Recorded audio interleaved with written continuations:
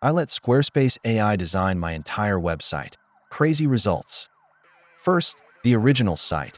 Cluttered layout, inconsistent fonts, and slow pages. I fed the AI my brand colors, industry, and 3 websites I liked. The AI analyzed layouts, suggested sections, and generated hero options. It even picked imagery and headline drafts based on my inputs. Total time to a full draft, under 5 minutes. Next, it recommended hero images, headline variations, and button hierarchy. Animated callouts popped up explaining choices like contrast, white space, and CTA placement. I made one quick copy tweak and changed the font, and the whole page refreshed.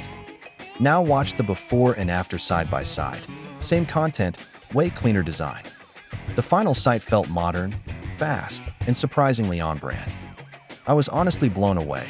This actually feels like a real designer built it.